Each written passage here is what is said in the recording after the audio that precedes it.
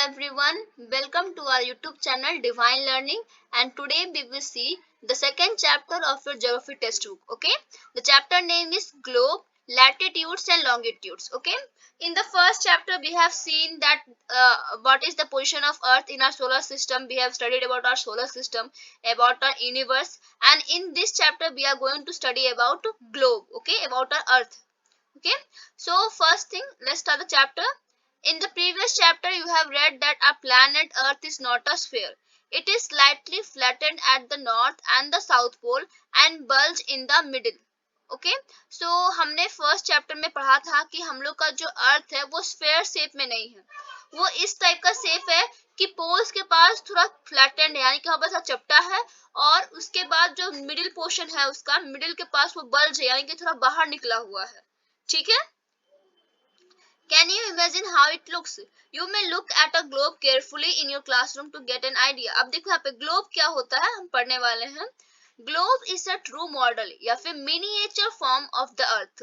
Globe क्या होता है? एक ट्रू मॉडल जो कि मिनिएचर अर्थ का एक छोटा सा बिल्कुल ट्रू मॉडल. ठीक है, देखिए यहाँ पे ये ग्लोब है एक, जो कि देखने में बिल्कुल अर्थ की तरह, ये अर्थ का एक छोटा सा फॉर्म है, एक मिनिएचर फॉर्म है. Okay, so globes may be of varying size and types. Big ones which cannot be carried easily, small pocket globes and globe-like balloons which can be inflated and are handy and carried with ease. Okay, globes बहुत सारे size के हो सकते हैं.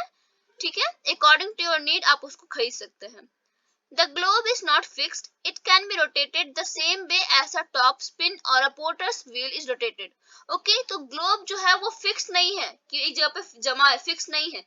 जिस तरह आप देखते होंगे कि जब कोई कुम्हार, एक पोटर जो होता है, जब वो मिट्टी का बर्तन बनाता है तो कैसे अपने व्हील को घुमाता, रोटेट करता है, वैसे ही जो ग्लोब है वो भी रोटेट करता है. या फिर जब कभी आप अपने लट्टू को स्पिन करते, घुमाते हैं, तो कैसे वो स्पिन करता है, घूमता है अपने में ही, वैसे ही ग्लोब जो है वो भी घूमता है. Okay, on the globe countries, continents and oceans are shown in their correct size. Okay, तो ग्लोब में जो भी कंट्रीज है, जितने भी कॉन्टिनेंट्स है, उन सबको सही साइज में दिखाया गया है. अगर आप फ्लैट पेज लें, फ्लैट पेज में वर्ल्ड मैप रहता है, तो उसमें भी वो करेक्ट नहीं होता, थोड़ा बहुत उसमें चेंजेस आ जाते हैं, लेकिन एक ग्लोब में बिल्कुल सही साइज दिया रहता है. Okay, it is difficult to describe the location of a point on a sphere like the earth.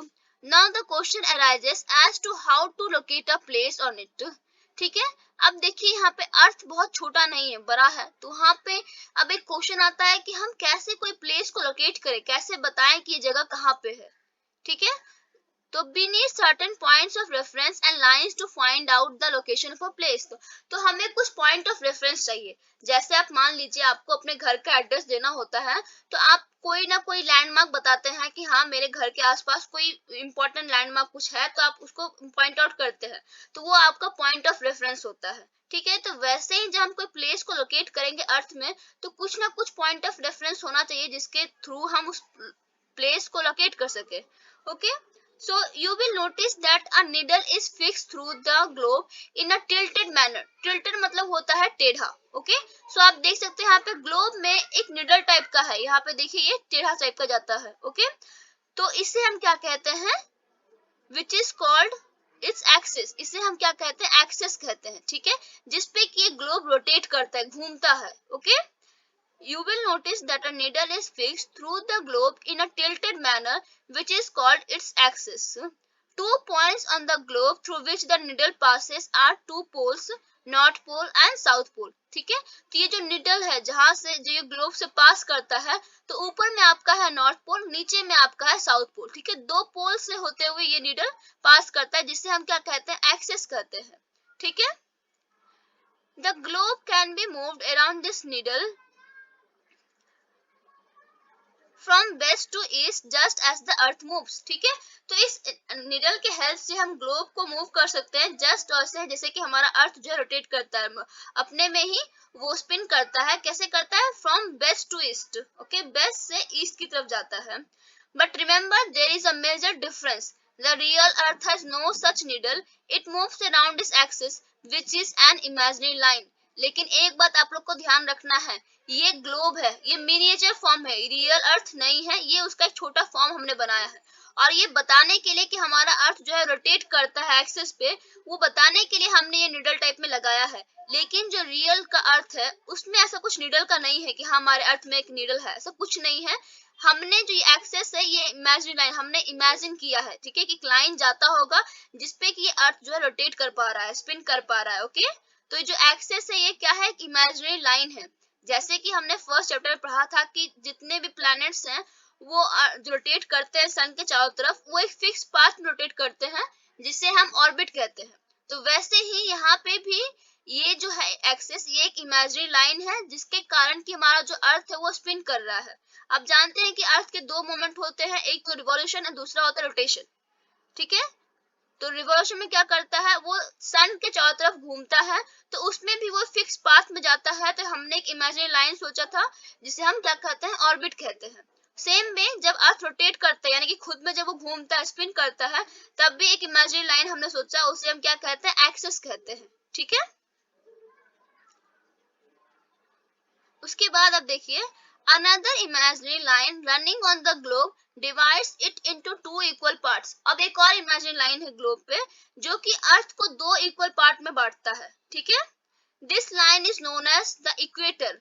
इस लाइन को हम क्या कहते हैं, इक्वेटर कहते हैं। मैथ में आप लोगों ने पढ़ लिखा होगा बहुत बार कि इक्वल इक्वल्स टू, इक्वल का मतलब क्या होता है कि बराबर, वो सब कुछ बराबर करता है। तो सेम वे इक्वेटर क्या करता है, वो हमारे अर्थ को दो इक्वल पार्ट्स में डिवाइड करता है, ठीक है।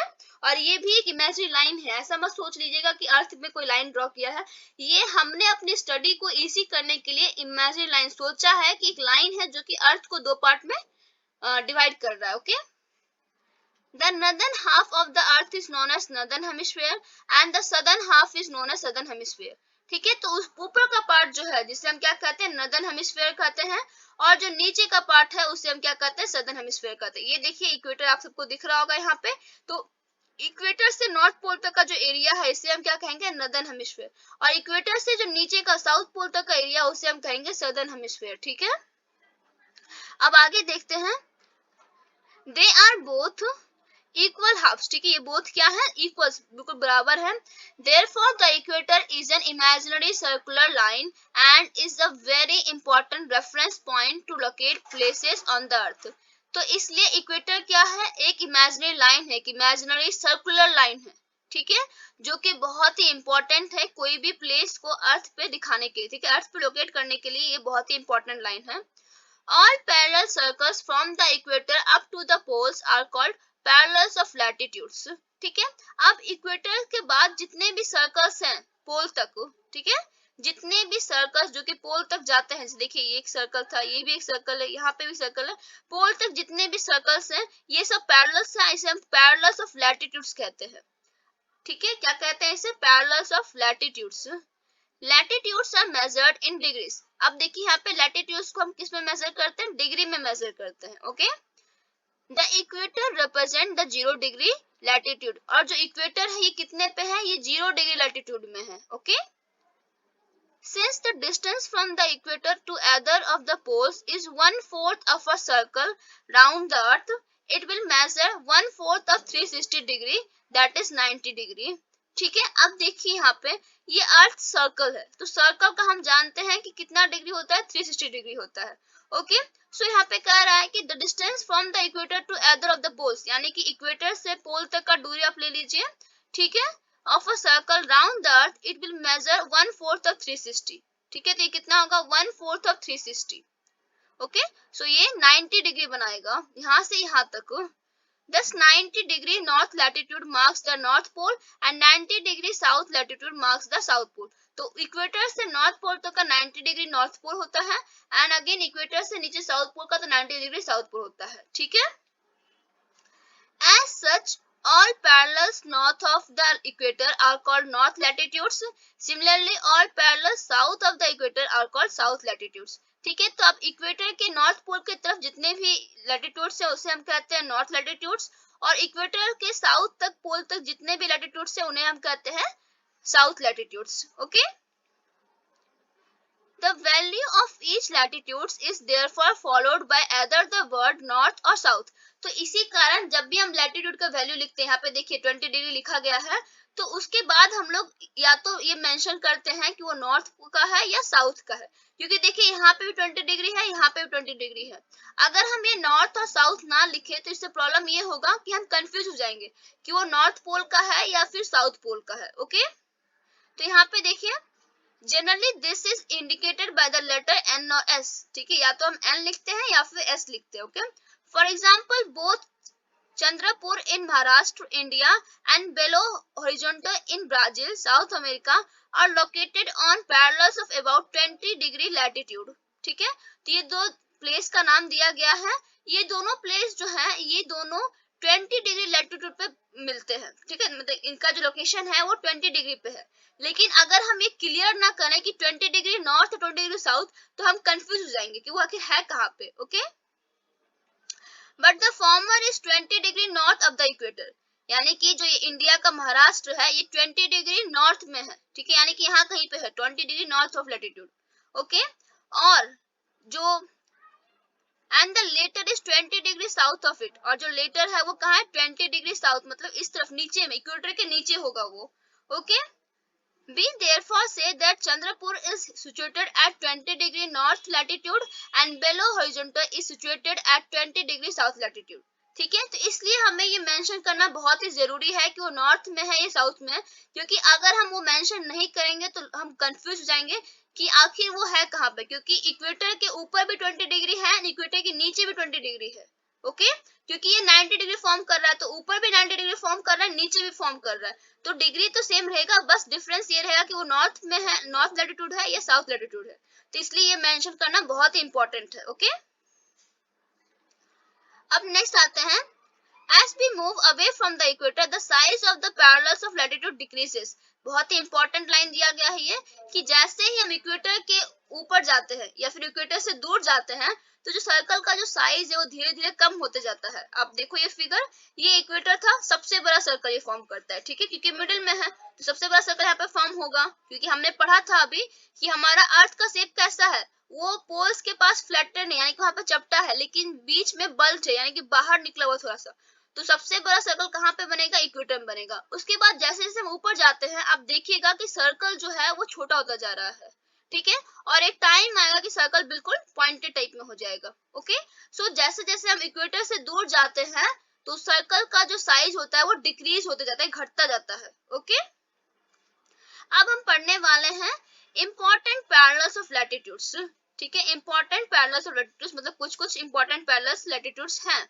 ठीक है, बिसाइड द इक्वेटर, इक्वेटर का कितना था 0 डिग्री। ठीक है, तो इक्वेटर के अलावा the north pole 90 degree north and the south pole 90 degree south, there are 4 important parallels of latitudes, यानी कि इक्वेटर जो कि 0 डिग्री पे है और नॉर्थ पोल और साउथ पोल जो कि 90 degree north and 90 degree south respectively पे है, इन सबको अलावा भी और भी 4 इंपॉर्टेंट पैरेलल ऑफ लैटिट्यूड्स हैं। ठीक है, तो first one is tropic of cancer. सबसे पहला क्या है, ट्रॉपिक ऑफ कैंसर। ये देखिए ऊपर में आपको दिखेगा, इक्वेटर के ऊपर के पार्ट में ये कितना है, इसका डिग्री कितना है 23.5 degree north. Okay, in the northern hemisphere, तो ये कौन से हेमिस्फीयर में है, नॉर्दर्न हेमिस्फीयर में है। ओके, नेक्स्ट आता है ट्रॉपिक ऑफ कैप्रिकॉर्न जो कि है 23.5 degree south in the southern hemisphere. ठीक है, तो ये कहाँ पे है, ट्रॉपिक ऑफ कैंसर जो कि इक्वेटर के नीचे है और ये 23.5 डिग्री साउथ सदर्न हेमिस्फीयर में है। उसके बाद थर्ड है आपका Arctic circle eight 66.5 degree north of the equator. ठीक है, आर्कटिक सर्कल कहाँ पे है आपका 66.5 डिग्री नॉर्थ। ठीक है, यहाँ पे ऊपर में नॉर्थ पोल के पास। और उसके बाद फोर्थ नंबर क्या है, Antarctic circle eight 66.5 degree south of the equator. यहाँ पे इक्वेटर के नीचे आपको दिखेगा ये अंटार्कटिक सर्कल जो कि साउथ पोल के पास है, इसका डिग्री कितना है 66.5 डिग्री साउथ। तो ये थे आपके इंपॉर्टेंट लैटिट्यूड्स। ओके, और ये फिगर आप लोग को पक्का याद होना चाहिए क्योंकि बहुत ही इंपॉर्टेंट फिगर है ये। ओके, बहुत इंपॉर्टेंट है, इसमें दो दो चीजें डिपिक्ट किया गया है, एक तो इंपॉर्टेंट लैटिट्यूड्स और दूसरा हीट जोन्स जो कि हमारा नेक्स्ट टॉपिक है, हम पढ़ेंगे। बट उससे पहले एक बार ये देख लेते हैं, do you know by measuring the angle of the pole star from your place you can know the latitude of your place। ठीक है, तो अगर आपको अपने जगह जहाँ पे आप हैं उस जगह का लैटिट्यूड जानना है तो आप क्या करेंगे, जो पोल स्टार हमने प्रीवियस में पढ़ा था कि नॉर्थ स्टार है जिसे हम पोल स्टार भी कहते हैं, अगर आप उसका डिग्री, उसका एंगल मेजर कर लेंगे कि आपके घर से वो कितने एंगल पे है, तो आप पता कर सकते हैं कि आपका लैटिट्यूड क्या है। ओके, सो अब आते हैं नेक्स्ट टॉपिक पे। नेक्स्ट टॉपिक हमारा है heat zones of the earth. ठीक है, अर्थ के हीट जोन्स क्या क्या है। The midday sun is exactly overhead at least once a year on all latitudes in between the Tropic of Cancer and the Tropic of Capricorn. Okay, this area therefore receives the maximum heat and is called the torrid zone. ठीक है, तो साल में एक बार ऐसा आता है कि सारे लैटिट्यूड्स, ठीक है, जितने भी लैटिट्यूड्स हैं, आप ये फिगर देखो, यहाँ पे ट्रॉपिक ऑफ कैंसर और ट्रॉपिक ऑफ कैप्रिकॉर्न, ये जो एरिया जो ग्रीन कलर का है, इस एरिया के जितने भी लैटिट्यूड्स हैं, यहाँ पे जो सन होगा वो डायरेक्टली ओवरहेड होगा, मतलब डायरेक्टली हमसे 90 डिग्री बनाता है, हमारे सर के ऊपर होगा साल में एक बार। ठीक है, तो इसलिए यहाँ पे क्या होता है कि यहाँ पे सबसे ज्यादा गर्मी होगा, ये सबसे ज्यादा गर्मी को रिसीव करेगा, क्योंकि यहाँ पे जो सन रेस है वो डायरेक्टली फॉल कर रहा है। ठीक है, सीधा सीधा सन रेस पड़ रहा है, तो इसलिए बहुत ज्यादा हीट को ऑब्जर्व करेगा। ठीक है, और इसीलिए यहाँ पे बहुत ज्यादा गर्मी पड़ेगी, और इस जोन को हम किस नाम से जानते हैं, टोरिड जोन के नाम से जानते हैं। ठीक है, क्योंकि यहाँ पे सबसे ज्यादा हीट होता है। सबसे ज्यादा हीट इसलिए होता है क्योंकि यहाँ पे सनरेज जो है डायरेक्टली फॉल करते हैं, डायरेक्टली आते हैं। ओके, ये देखिए आप यहाँ पे एग्जांपल ले सकते हैं टॉर्च का। Torch light falling on a straight surface is bright and covers a smaller area. ये देखिए डायरेक्ट पूरा रेस पड़ रहा है, बहुत छोटा जगह ले रहा है, लेकिन ये डायरेक्ट रेस है और बहुत ही ब्राइट है, बहुत चमकदार है, तो इसलिए यहाँ पे बहुत ज्यादा हीट होगा। ओके, अब नेक्स्ट आते हैं, the midday sun never shines overhead on any latitude beyond the Tropic of Cancer and the Tropic of Capricorn. The angle of sun's rays goes on decreasing towards the poles. As such, the areas bounded by the Tropic of Cancer and the Arctic Circle in the northern hemisphere and the Tropic of Capricorn and the Antarctic Circle in the southern hemisphere have moderate temperatures. These are therefore called temperate zones. ठीक है, आप figure देखिए यहाँ पे, तो ये जो areas है ट्रॉपिक ऑफ कैंसर से लेके आर्कटिक सर्कल तक नदर्न हेमिस्फीयर में, और ट्रॉपिक ऑफ कैप्रिकॉर्न से लेके अंटार्कटिक सर्कल तक सदर्न हेमिस्फीयर में, ये जो पिंक कलर का एरिया है, यहाँ पे जो सन रेस है, अब देखिए यहाँ पे मान लीजिए अगर यहाँ पे आपका सन हुआ, तो सन के रेस जो है वो टेढ़े टेढ़े पड़ रहे हैं, ठीक, डायरेक्टली नहीं पड़ रहे, टेढ़े टेढ़े आ रहे हैं यहाँ से।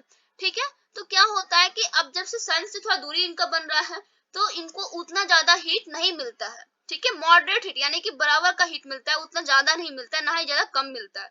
ओके, तो इस एरिया को हम लोग क्या बोलते हैं, टेम्परेट जोन कहते हैं। ओके, क्या कहते हैं इसे, टेम्परेट जोन। ओके, अब थर्ड वन पे आते हैं, areas lying between the Arctic Circle and the North Pole in the northern hemisphere and the Antarctic Circle and the South Pole in the southern hemisphere are very cold. It is because here the sun does not rise much above the horizon, therefore its rays are always slanting and provide less heat. These are therefore called fridge zone. Very cold. Fridge का मतलब ही होता है cold. ठीक है, तो fridge Jones मतलब क्या हुआ, बहुत ही कोल्ड। ओके, अब से यहाँ पे देखो figure, torch light falling on a slanted surface is less bright but covers a bigger area. अब जैसे यहाँ पे देखिए, ये जो है ये एरिया आर्कटिक सर्कल से लेके नॉर्थ पोल तक का एरिया, और यहाँ पे अंटार्कटिक सर्कल से लेके साउथ पोल का एरिया, ये एरिया में सन रेस बहुत ही कम आते हैं। आप इमेजिन कर सकते हैं कि अगर सन आपका यहाँ पे है तो रेस बहुत ही कम यहाँ पे पहुंचते हैं। ठीक है, तो इसलिए यहाँ पे बहुत ज्यादा ठंड रहता है। ठीक है, बहुत ही ज्यादा ठंड रहता है, और इसलिए इसका नाम क्या पड़ गया, फ्रिज जोन। ठीक है, तो देखिए यहाँ पे हमारे अर्थ को 3 पार्ट में डिवाइड कर दिया गया है। फर्स्ट पार्ट है आपका टोरिड जोन, जहाँ पे कि सबसे ज्यादा हीट रहता है, एंड सेकेंड पार्ट है टेम्परेट जोन, ठीक है, जहाँ पे कि मॉडरेट हीट रहता है, और लास्ट है फ्रिज जोन। ठीक है, जहाँ पे कि बिल्कुल भी हीट नहीं रहता, यहाँ पे ठंड रहती है, बहुत ज्यादा ही ठंड रहता है। ठीक है, वेरी कोल्ड। ओके, सो आज हम लोग यही पढ़ेंगे। नेक्स्ट क्लास में हम लोग ये देखेंगे कि लॉन्गिट्यूड्स क्या होते हैं। आई होप आप लोग को यहाँ तक समझ में आया होगा। Thank you class.